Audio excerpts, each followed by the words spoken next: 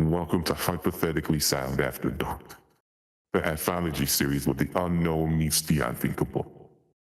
Each episode we dive into the shadows, bringing three spine-chilling stories from the deepest corners of the internet. From Reddit's dark alleys to ancient folklore and even the twisted tales crafted by AI, nothing is off limits. So turn off the lights, settle in, and prepare yourself for the unsettling, the unexplained, and the unforgettable. This is Hypothetically Sound After Dark. The Guilt Marketplace by Norman Crane.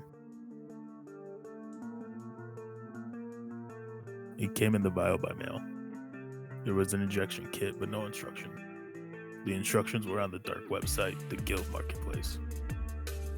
The first time Alex had done it, he used a belt, located a vein on his forearm, and injected the entire liquid at once. That was what the instructions said you had to do to get paid. It was only theft, but the hit had been hard, like being hugged by someone made of razor blades.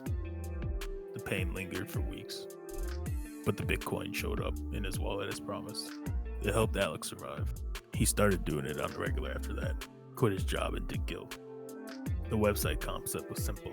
If you felt guilty about something, anything, you could auction off that guilt, or a fraction of it, to one or more bidders who'd suffer for you. The transactions were anonymous. The reason for the guilt had to be described, but it couldn't matter what they were. If someone was willing to take it, the marketplace facilitated the transaction. Alex had started light, but eventually moved on to more lucrative, harder stuff. When he took the first murder guilt, 1/25th, he thought he'd die, but he didn't. The Bitcoin arrived. Then Alex met Angie.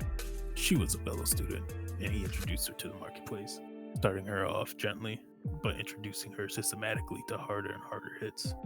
Angie was good at suffering, better even than he was, and she did it all, tiny fractions of even the most heinous acts. The combined income was good. One day, Angie saw the marketplace listing for something absolutely putrid, despicable, abuse and cruelty that was almost unmanageable. Total pot, $25 million. You should take it all. Each should do half. I couldn't live with myself. He meant it. They had spent the last few weeks trying to game the system, but it seemed impossible. The market was truly free, self-regulated. If you took for a certain amount, you could only resell for the same. That was market value. No gain. Angie completed the $25 million transaction anyway. When the vial arrived, she switched labels and watched Alex inject with what he believed was a mere salt. The hit destroyed him. Angie watched him writhe on the floor, muscles tight to the point of snapping, foaming in the mouth, unable to speak as he experienced guilt he was not prepared for, that nobody could be prepared for. Then she brought him a knife. It couldn't be murder, she decided. It had to be suicide. So she put the knife in his hands and encouraged him to kill himself. Finally, he slit his own throat. Then, feeling her guilt begin to rise, she put it up for auction on the marketplace. There were takers. Total pot, $10 million. Only a few days, she told herself, and she suffered horribly.